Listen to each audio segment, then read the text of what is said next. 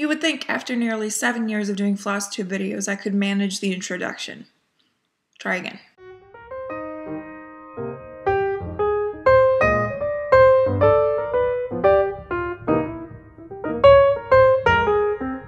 Hello there, everybody. How's it going? It's Jessie from Jessie Marie Does Stuff here on FlossTube. I'm coming to you on this Thursday, May 7th, 2020, with my next update video. Yep, we are here for an update, of which I don't think I've done an update for a couple of weeks now, so a few things to go over. Before I get into everything though, welcome. If you are new, thank you so much for coming to check me out. I hope that you find reason to subscribe, stick around. I talk mostly about cross-stitch, but as is the case today, fingers crossed, I'm going to talk about knitting and books. I say fingers crossed because I seem to have failed at that the last few updates, but I do intend to talk about those things today. So, like I said, welcome. And if you're a returning viewer, then thank you ever so much. You guys are the whole reason I do this for as long as I have. I had a really hard time with the introduction, as you saw in that little blip of a clip there. Yeah, a little bit of a struggle bus getting this going. But anyway, we are here, and we're gonna get going with things. So I have a lot to do today. I have a lot to film today. I have this video here that you're watching right now, and then same day, so filming today and uploading today, I'm going to be doing a mania video, but I'm going to separate it from this. So this video is not going to have any plans in it because we're 7 days into May, and my plan is Stitch Mania. So, and I'm going to separate the two, just so that we can, I don't know, just split it up, do things a little bit differently. And I have a different plan about moving forward and how I'm filming for Stitch Mania. But we'll talk about that in that video. That's not this video here. So I suppose that that's really all. Well, I guess I can give you guys an update on things here. We're doing all right here. Healthy as can be. Continuing on our merry way with stay-at-home orders and whatnot. Virginia is apparently entering phase 1 of the state opening, and I don't know what the specifics of that are, but on the 15th of May, so a little over a week, that's going to start happening here. I don't know what it means.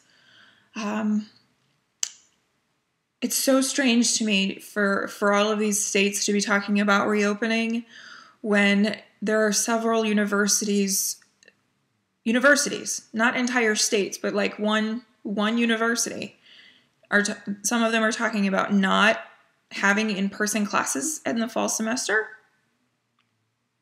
How is it that we can reopen states but universities can't? I don't understand. But not the powers that be. So, I mean, you know, whatever. I'm going to continue to stay home as long as possible. I need a haircut, and I needed a haircut before all of this, and now it's really getting obnoxious. It's getting really, really, really long and really, really frizzy and yuck. Danny has offered to cut it, so if my videos switch to where I am behind the camera, then you know what happened. But we'll see. We'll see if it gets to be that desperate. It hasn't really warmed up to late spring, early summer temperatures here yet. If that happens, like if we hit the mid-80s consistently, then my hair is going to have to go because cannot. Anyway, okay, enough about everything going on with all that. Let's talk about some pretty cross-stitch projects. So, whips up first. Okay, so I have, I think, 4 or 5 projects to show you, and none of them I'm really going to talk a whole lot about for a multitude of reasons. The first being that several of these projects I went over in my 24 hours of cross-stitch vlog. So if you watched that, then you've already seen this. If you haven't watched that, then you'll get a chance to see them here. So there's that. So anyway, when last we spoke, I was working on Gloria Bottom by Dimensions. Beautiful, beautiful project. Excuse the glare. As mentioned, it's a beautiful day. The sun is coming through, but we're gonna get some glare. Anyway, so this beautiful project, I absolutely adore it. And I am stitching this on 28 count cashel linen in antique white. This is not the kit fabric. I subbed it out for preferences. And here's where I got to over the course of, let me think. I worked on it for a couple of days more than I was supposed to. And I've got this wrong. I'm a rookie, guys. This is my first time. Not. Anyway, so here we go. This is as far as I got during that week, and I'm really, really excited about the progress that I made. So I decided this time I was going to work on the building, the water wheel, and its housing / building associated. So I finished up the roof here and here. Yep, that roof is all finished. And then I got going on some of the siding. This harsh page break ran all the way up. And so I made sure to sort of finish off some things, some items, rather than have that harsh page break. And then I came down here and worked on the water wheel. So I worked on this for more than I was, I guess, supposed to. When I went to bed on Thursday, I wasn't quite to where I wanted to be stitch count wise. I think I had applied it to a few more things and needed to finish out some tasks. So I continued with this on Friday, the 24th of April. And the only reason I remember that is because the next day was my birthday. Most days I could not tell you what day it is. So that's where I got to by the end of Friday. And then I did decide to put it away. My goal for this piece for this year is 10 days worked on, and I think I've given it 3 now. It wasn't a WIPGO project for April, but it's pretty cool to be roughly 30% of the way to my goal. This is a 2015 WIP, so it gets a little extra time. So that is Glory of Autumn.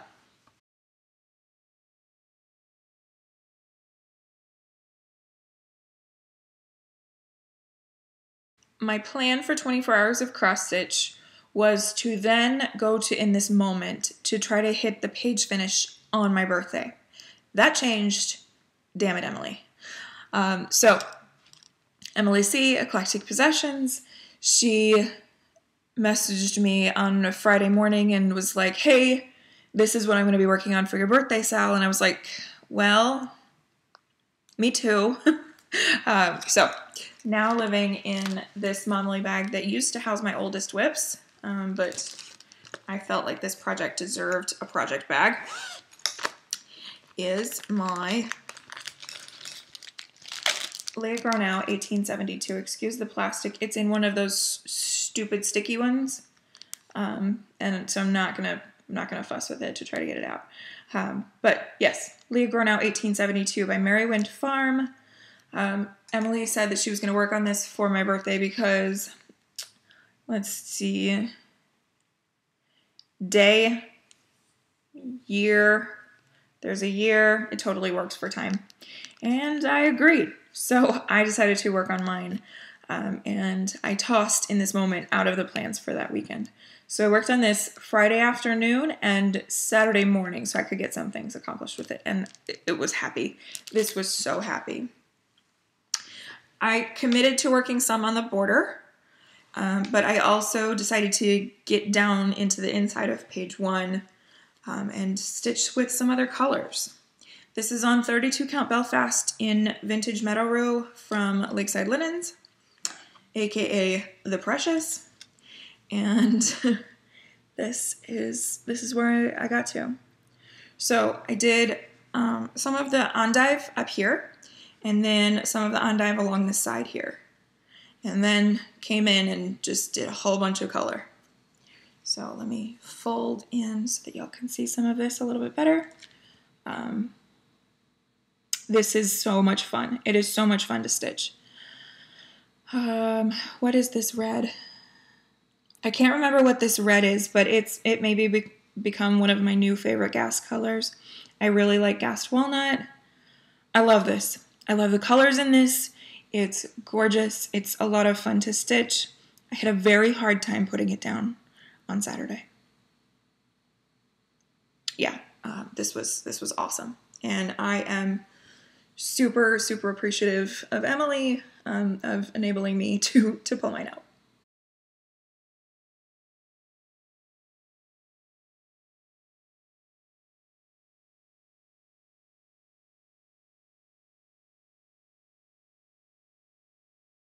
I forgot to mention, my goal for Leah Gronow is the top 3 pages. I don't quite have page 1 finished yet, but I still really think that that goal is totally achievable, especially once Sampler September rolls around here. That's definitely going to see some good attention in September. So Saturday was my birthday, and so quick shout out here and thank you to everybody who wished me a happy birthday, played along with the shortest birthday sal. Yeah, it was pretty cool. It was a low-key, kind of a weird birthday, but it was good. It was good nonetheless. So for my birthday, I got a little bit of sampler stitching, and then I also got into some full coverage stitching, which was a lot of fun. My birthday start this year was Quick Stitch Day and Night, which is a Heaven and Earth design. The artwork is from Nadia Strelkina. It's called Quick Stitch, but with air quotes, because it's like 520 stitches by 400 and some. It's massive. It's just half of the original artwork because it depicts day and night. And I'm only stitching the night half. This is on a 25 count easy count Lugana from Zweigart. And so it's got the 10 by 10 grids already on there for me. It's wonderful. And so I got, I think, a total of 1,200 stitches over a couple of days. I worked on this both Saturday and Sunday. And so here's where I got to. These colors are beautiful. Lots of blues, lots of greens. Really pretty. Now, if you're looking at that going, just that doesn't look like anything, there's really not anything going on in this corner. It's really, it really is nothing. Just some shadows and shades of things.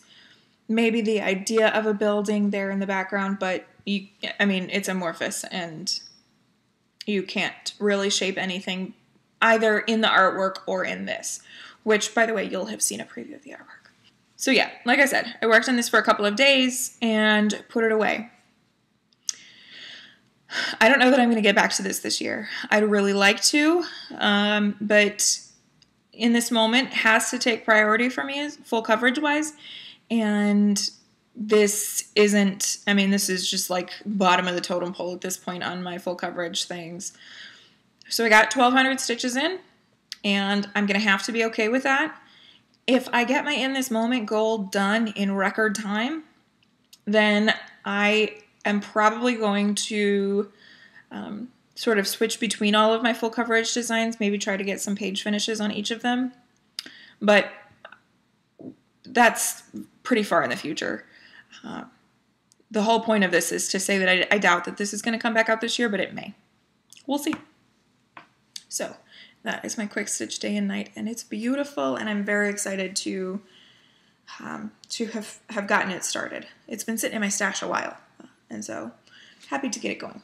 Since new starts don't get before and afters, on Monday, I wanted to keep going on Quick Stitch Day and Night, but I couldn't.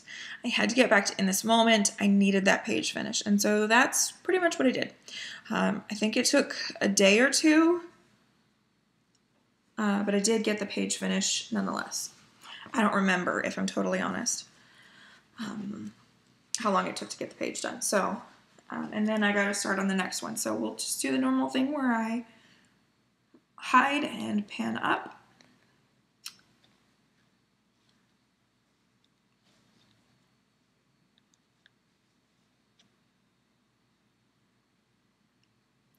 There we are. I think when I came back to this on that Monday, I had less than 1,000 stitches left to do to get the page done, so it didn't take much. So, bottom, y'all. Unbelievable. Found the bottom. So cool. I love having that corner. and having that all finished up. It's getting a little bit washed out, but it's just some pretty purples and blues in there. Not a whole lot of interest, but that stitches up fairly quickly. So that is, that's where I got to on that. And then I did get a start on page 7. So that is, that was my start on page 7. And I just made it across. So I now have a third corner, because that is as far as it goes. You can see that there's nothing feathered there. Pretty cool, huh? So now I have 3 corners. The 4th one's going to take a while, but nonetheless. So I got to tell you guys, I was not feeling this. I wasn't really in the mood for it. I'm not sure what happened there, but I was really excited on Monday, and then by Tuesday I was done. And so I had to fight myself to get that far. My WIPGO goal for the month of April with this project was 10,000 stitches. My monthly minimum to stay on track with the National Parks Challenge with Full Coverage Fanatics is 8,333. I think I did 7,300 in the month of April on this project.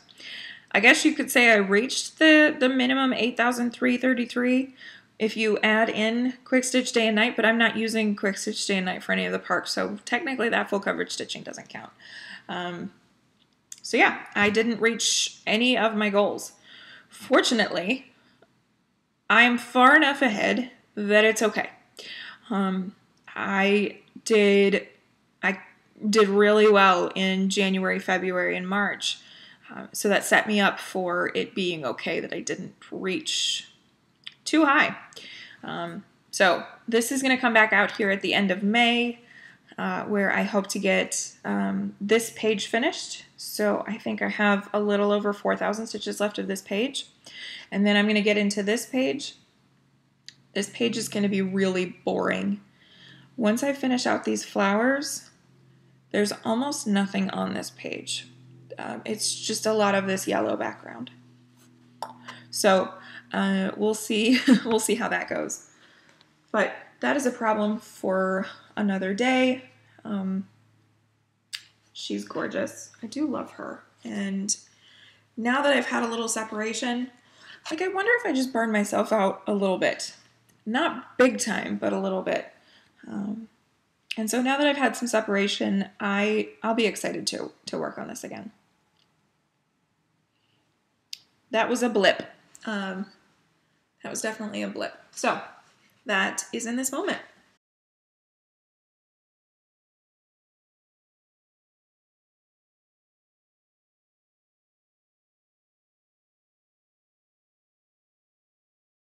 We get to the 30th of April, and I don't know.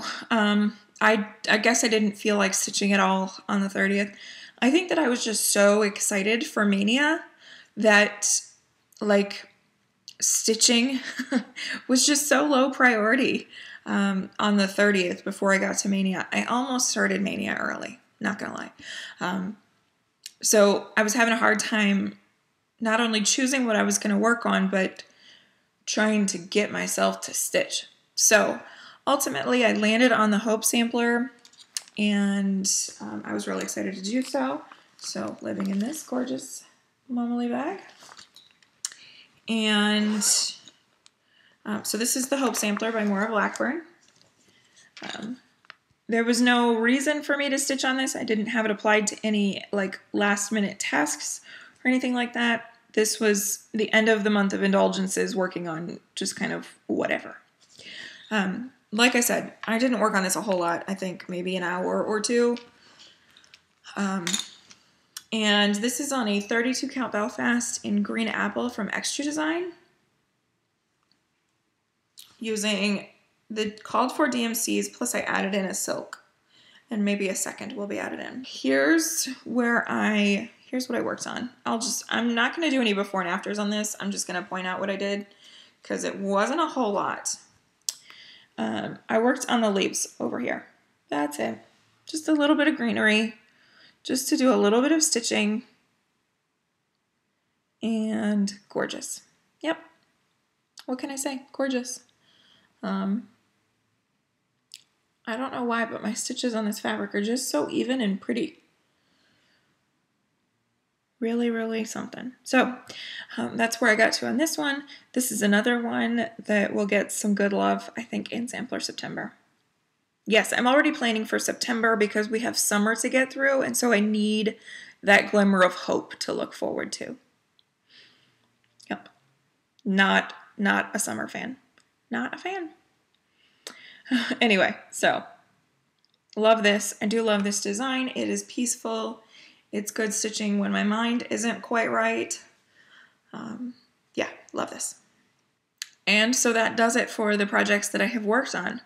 Like I said, even though it's the 7th of May, I am saving all of my Mania stuff for another video. So if you're looking for that, I'm probably going to upload these 2 videos very close together here today. So you are more than welcome to jump over there, see what I've been up to in Mania. It's been a lot of fun. I love Mania.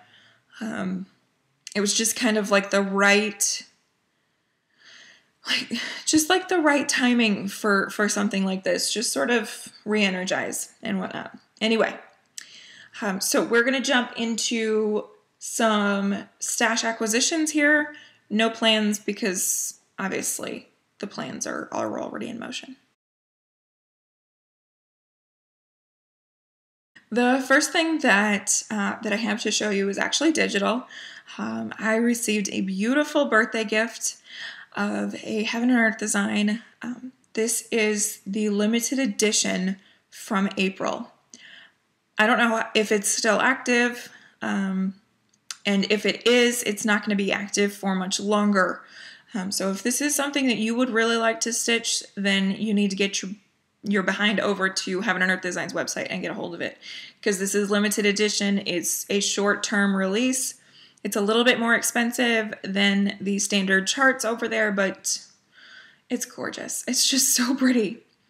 So this is Magic Study, and the artist's name is going to go down here because I know that it starts with a K, but after that I don't remember.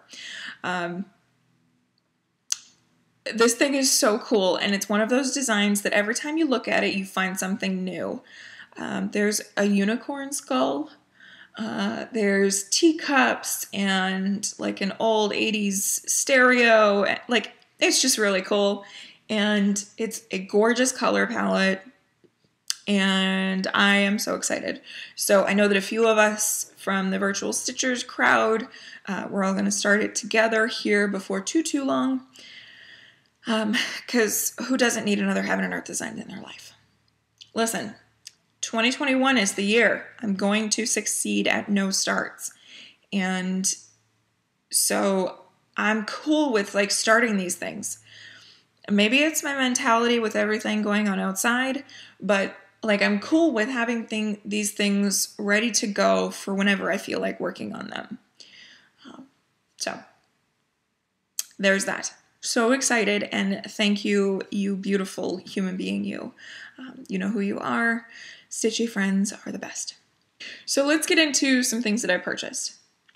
Birthday money, Stitch from Stash Holiday, wanting to be able to support some needle workshops. Yeah, I have a few things here.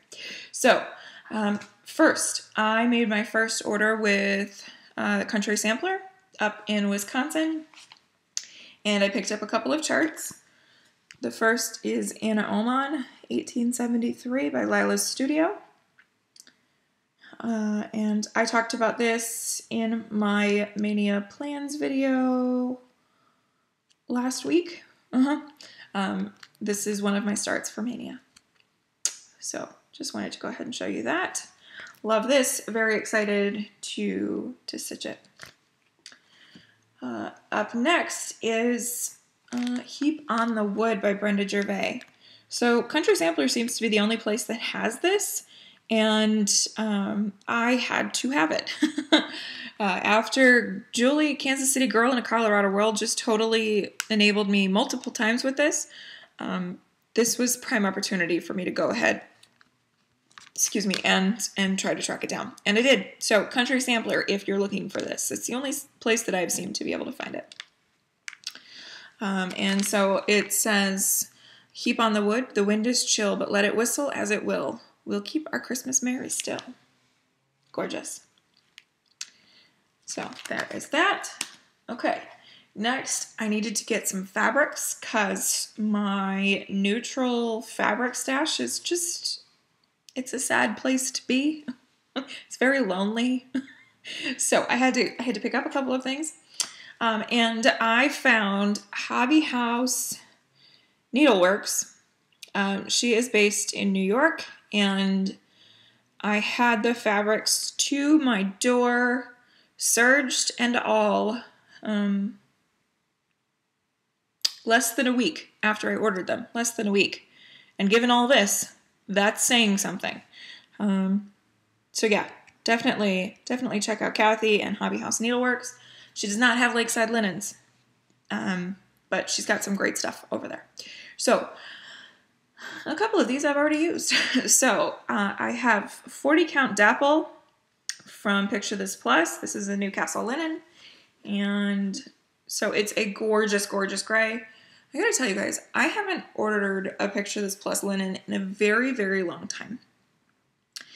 That one Christmas in July sale kind of made me, I don't know, sort of put them in the back burner. Let's see if I can, yeah. I'm not going to open it any further because I don't want to spoil you guys on my progress for Stitch Mania. But yeah, I stopped shopping Picture This Plus for a little while there just because I felt like their stuff kind of got a little inconsistent. But this is gorgeous. I was like giddy when I opened this package and saw this. Fabulous. So there's that. And then I picked up a basic neutral. This is 32 count Belfast in light mocha or mushroom from Zweiger. And let me see if I can open this up. Yeah, I can open it up to here.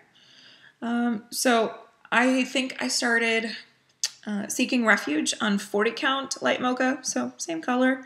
It's like the reverse of vintage country mocha, the unmodeled side. So there is that.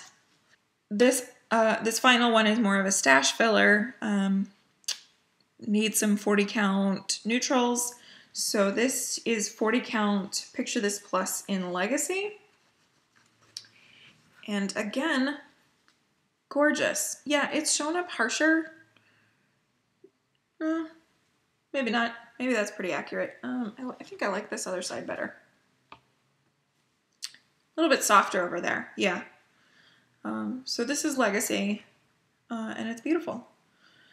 And so I'm going to be stocking up on some 40 count Picture This Plus because that seems to be more readily available nowadays than Lakeside, certainly, and even R&R. R&R seems to be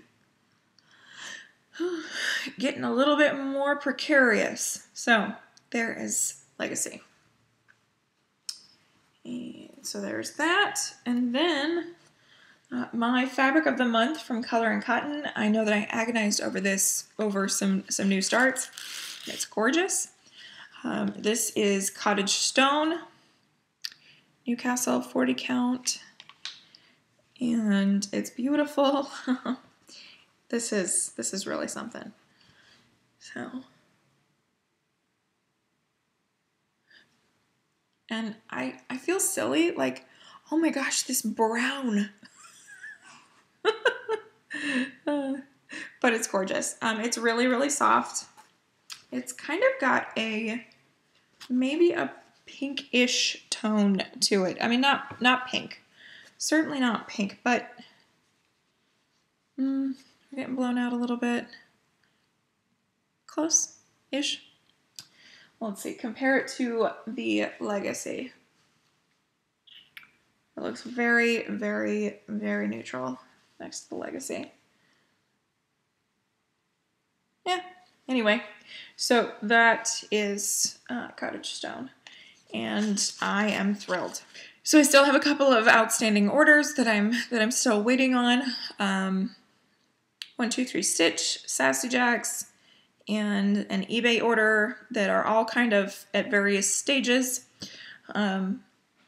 I'm not in a huge hurry for any of it, other than like tracking roughly every 3.5 minutes. It's okay. But yeah, so whenever those things get here, I will share them with you. So I think that's it for stash. We are going to switch over to some non-stitchy stuff. So if you are here for books and knitting, then stick around. If not, then I will see you in the next one. But we're going to start with knitting on this video. Okay, a couple of things to talk about in knitting. I have one thing that I have been working on, which I know it's a little bit surprising because I haven't in a very long time. I haven't really had anything to show you guys as far as my knitting progress goes. So that's pretty exciting. And then I also have a recent purchase. So let's talk about the whip first. This is actually a recent cast on. Malia Designs, Lisa Haynes, or Hands,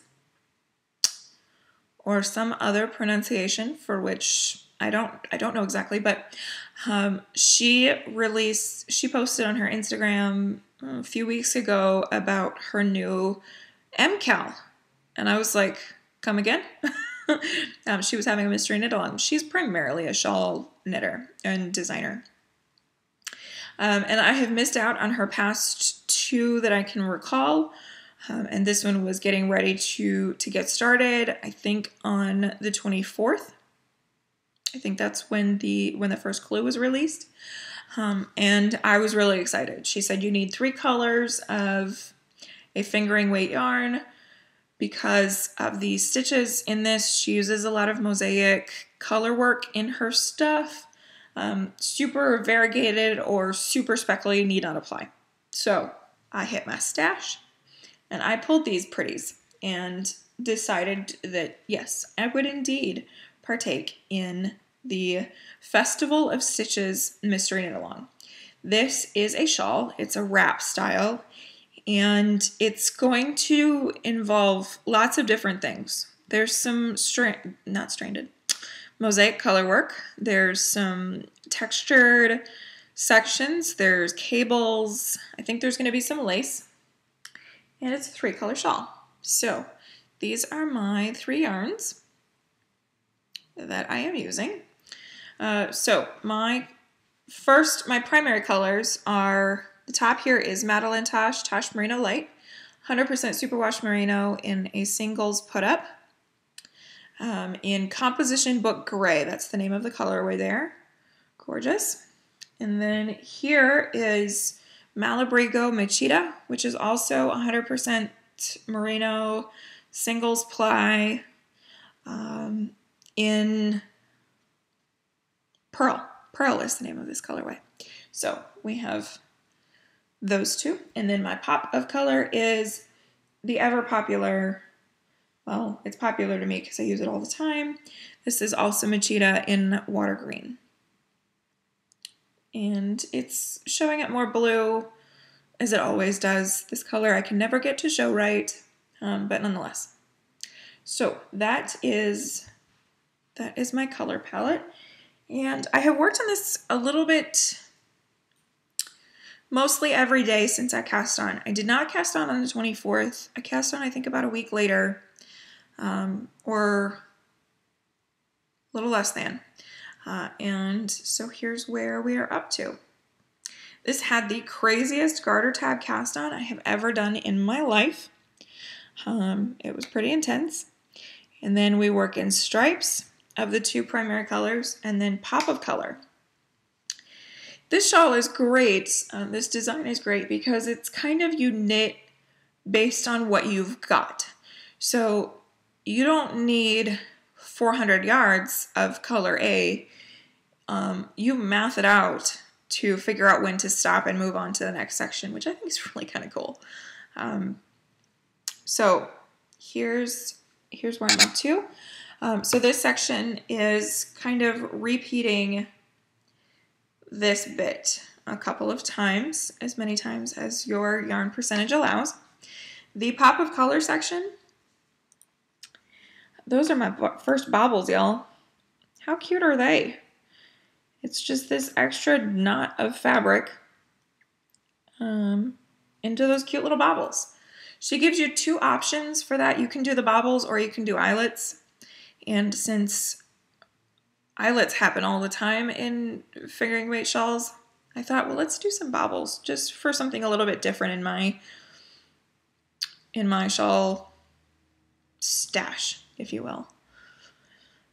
So yeah, I'm really loving it. It's turning out really gorgeous. I think that I'm going to get probably one more repeat. I'm just about to add in the water green again to do another bauble section. So I think I'm going to get one more repeat, and then I will move on to clue number 2. So I'm behind. Clue 3 comes out tomorrow, and I haven't even finished clue 1 yet, but that's all right. I'm just going to knit at my own pace, and I'm super enjoying it. Lots of fun. Yeah, lots of fun.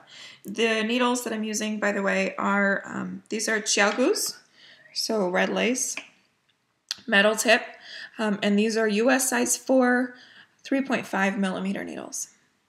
So kind of a tight gauge for a fingering weight shawl, but I will take it. Something a little bit different. A lot of my shawls are on 6s, US 6s. So there's that. And I'm just working on that whenever I feel like. I'll probably work on that while I'm waiting for these videos to upload. So there's that. Purchases. So I have a couple. I really would like to knit an Exploration Station by Stephen West. I haven't knit on a Stephen West in a little while here, and I would really like to knit an Exploration Station. But I didn't have my 4th color. I have 3, and coincidentally enough, it looks an awful lot like the colors I'm using for Festival of Stitches. But I needed a 4th. So I kind of asked around, what do you guys think should be my 4th color?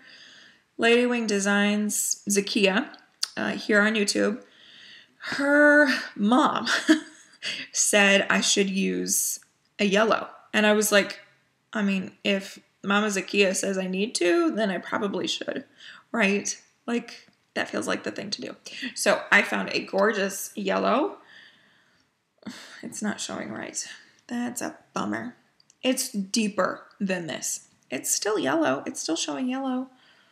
But no, it's darker than that. It's like, it's called Amber Glass. And it's deeper than that. So that's frustrating. I don't have any white paper around. Anyway, so this is my 4th color. I don't have the other 3 because they are in, I can't remember which project bag and where. So I'll just show you that when I reach a point where I'm going to cast that on. It's not anytime really soon, but maybe eventually. And this is Dream in Color yarn. This is their Smooshy base, which is 85% merino, 15% nylon, fingering weight, 420 yard put up. So I got that. And then I also picked up something that my favorite online yarn shop had for sale. This is a discontinued color. This is from Madelinetosh. It's Tosh Merino Light, which, I mean, I'm always a huge fan of singles. This is Warm Woolen Mittens. So it's a neutral speckled with Christmas colors. Look at those greens. Gorgeous. Yep. So no clue what this is going for, but it's beautiful. Okay, that's it for knitting. So let's talk about some books.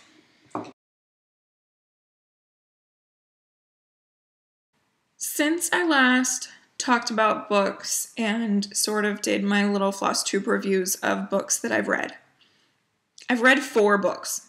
It's been a really long time since I last talked about books.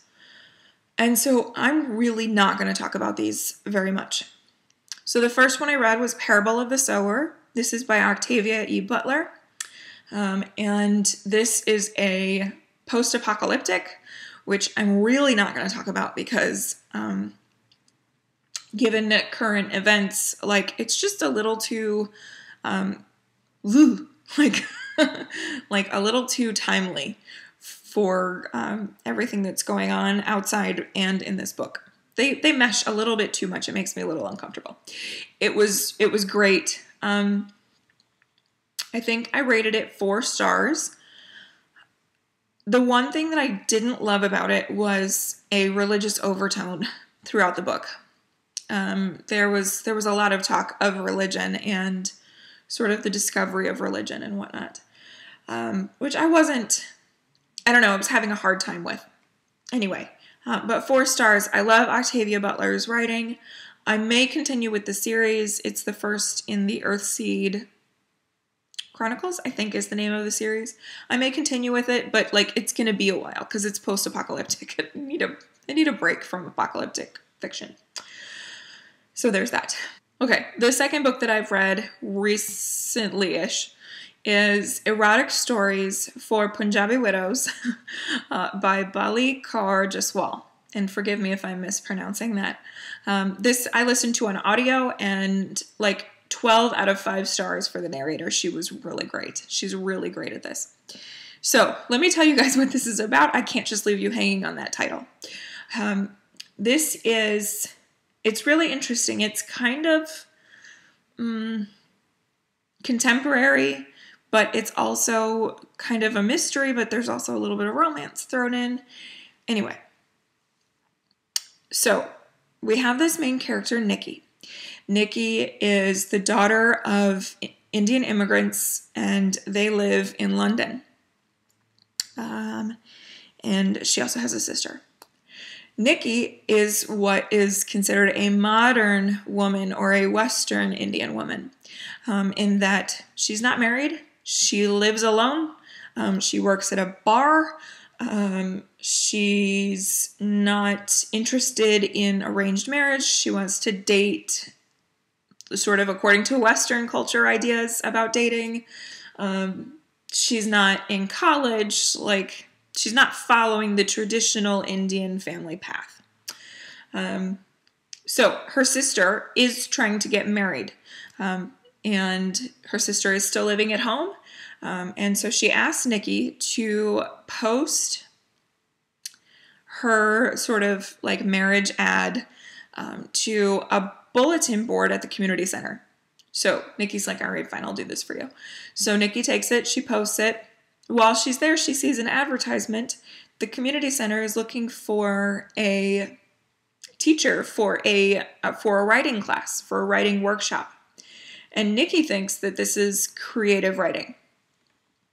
Keep in mind that this community center is in Southall, London, which is a very large Indian population. Okay, so Nikki, she signs up to teach this class, and it's an all women's class. And turns out, so the class is not creative writing as Nikki thinks. It's more like teaching these women how to read and write, because they never had need of it at any point in their lives. And the class is all widows. And ranging in age from young to much older. But for the most part, very traditional Indian widows, Punjabi widows. So the long story short is that Nikki accidentally brings like some Harlequin romance into class. One of the students can read, and she starts reading it, and it becomes sort of this oral narrative creative writing class where the widows start telling these erotic stories. And they've sort of like lived their whole lives like living very traditional Indian lives, but then like in their heads they've had these stories just kind of running around, but have never been able to tell these stories or voice them or anything like that because there's nobody who would listen to them. And it's especially true now that they're widows. They're kind of outcast from Indian society because they don't have a husband anymore. Okay, so there are erotic stories in this. They play out, and they don't shy away. So just putting that out there. There's kind of like a deeper layer to this. Like on the surface, it's funny. You listen to these 80-year-old women, some of them, tell these really erotic, kind of fringe fetish stories. So you have that on the surface, but underneath there's a talk about sort of the dynamic between Western Indian and traditional Indian.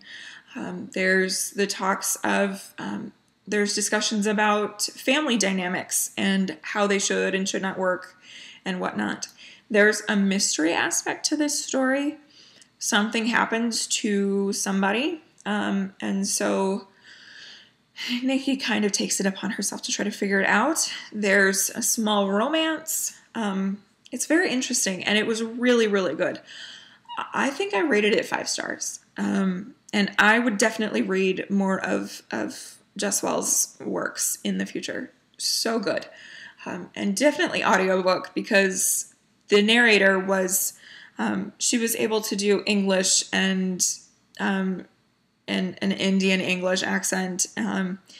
It was so good. It was really good. So check that out if any of that piques your interest. Okay, the next two I'm really not going to talk about much. Because they're both sequels. So I read Gemina, which is the second in the Illuminae files. This is young adult science fiction fantasy. This follows different characters than the Illuminae file, than Illuminae, but you need to read Illuminae before you read this because the plots sort of intertwine a little bit. The authors here are Amy Kaufman and Jay Kristoff. This is one of those books I've talked about before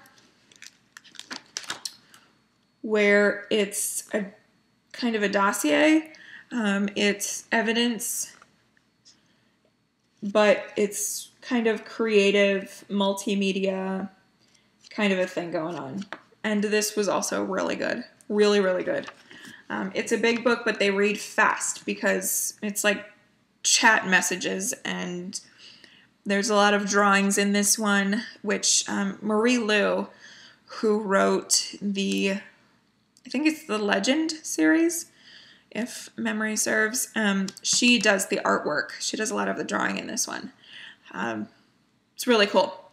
There's also like little Easter eggs in this. There's other authors mentioned. It's very cool.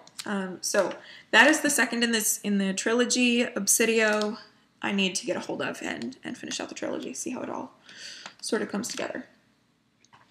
Okay, and the fourth book that I read, and it's been a really long time, so you can tell that I've knit and I haven't read, because that's how I do. But that is Sarah J. Maas, Crown of Midnight. This took me forever to get into. The first 100 pages I could have cared less for. I understand that she was trying to set up the plot for this, but I just could not care at all. And then I read the second half and practically ate it. This got pretty good at the end. I've decided that I'm not going to take these books too seriously. I always expect my epic fantasy to be kind of life-changing or really make you think, I don't know, just about government and politics and power struggles and whatnot. But this is kind of fluffy. It's a little fluffy. And so I just can't take it too seriously, and I think I'll enjoy it more. But I'm also really impressed with Selena in this book. I think when I talked about Throne of Glass, she pissed me off. She does so still in this one, but not much. And part of that is my willingness to read it as fluffy. So that is Crown of Midnight. And this month I am reading The Assassin's Blade. So that is a collection of short stories that actually acts as a prequel to this series. So I will get started on that here pretty soon. So that's Crown of Midnight. So that's all that I've read. I've tried to pick up a couple of things every now and again, but nothing sticks.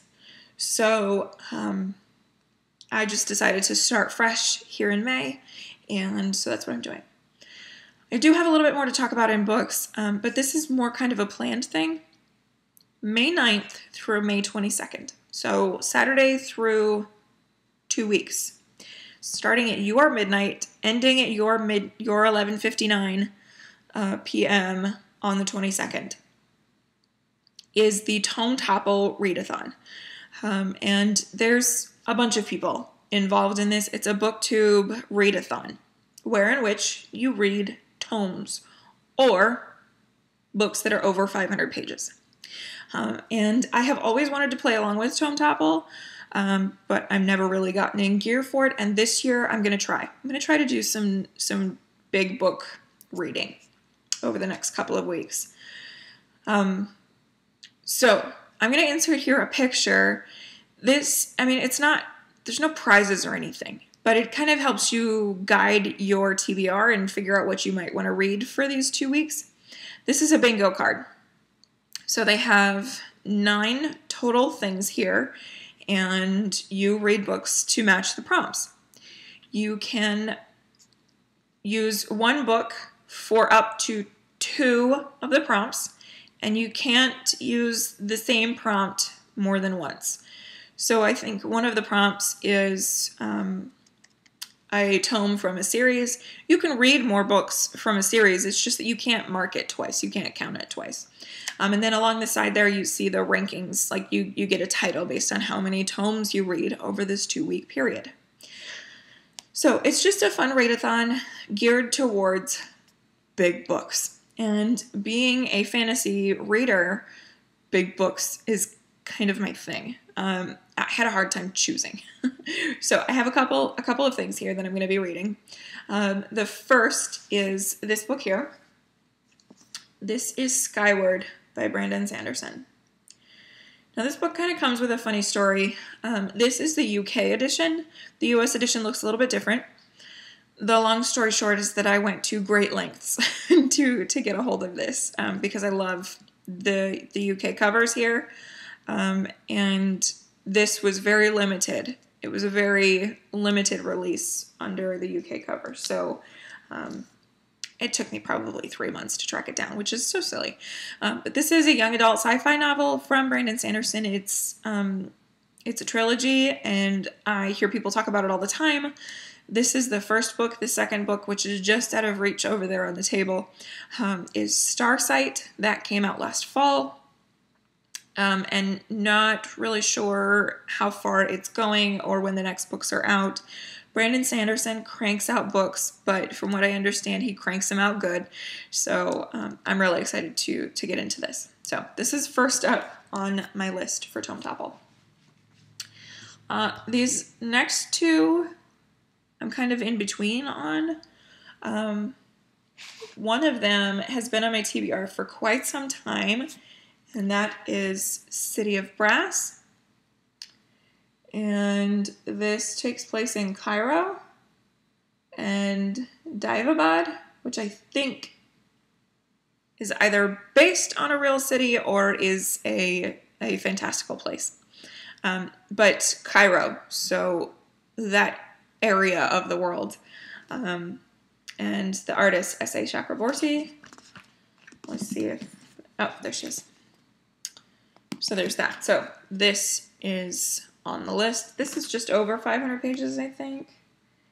Yeah, like 520 pages or something like that. So that is on the consideration. The second book in this series released at some point last year. And I've heard nothing but good things about this, so I'd really like to get to it. But one of my more recent book purchases is also kind of calling me, and that is The Shadow of What Was Lost by James Islington. So James Islington read Brandon Sanderson's Mistborn series and then Name of the Wind and was like, you know what, I want to write a fantasy book, and apparently it's really good.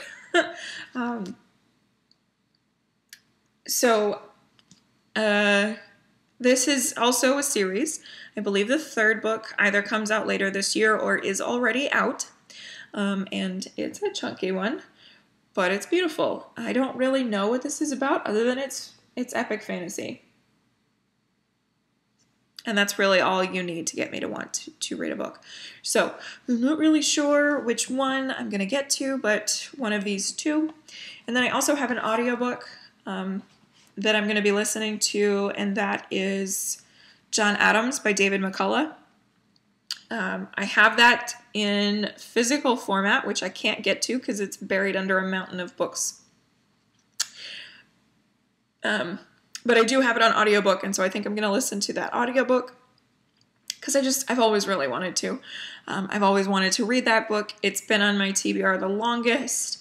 It's a standalone, so I can check off some things on that bingo card, which would be fun. And plus, I could use an audiobook so that I can continue mania stitching while reading at the same time. So that's kind of the plan with the Tome Topple Readathon and what I'm sort of aiming for that. So I think we've done it. I think we are at the end here. That was quite a lot of book talk, but I had to catch up on quite a few things. So now it's just clean slate from here. Thank you everybody so much for watching. Thank you for your continued support of me and my channel. I hope everybody's doing well. I hope that you are staying home, staying safe, above all else, staying healthy. I hope you're enjoying your stitching. I know that some people are struggling with a wayward stitchy bug through all of this, and so I hope that you're able to get a few stitches in here and there. I know that some people are having the opposite problem like myself, and that is that there is not enough daylight hours for stitching. So yeah, I hope that everybody's doing well. I'm going to head off here. I'm probably going to close this video and then start up another one because I need to talk to you guys about the last week in Mania. So be on the lookout for that video very shortly after this one. Okay guys, everybody take care. Happy stitching. As always, be kind. See you in the next one.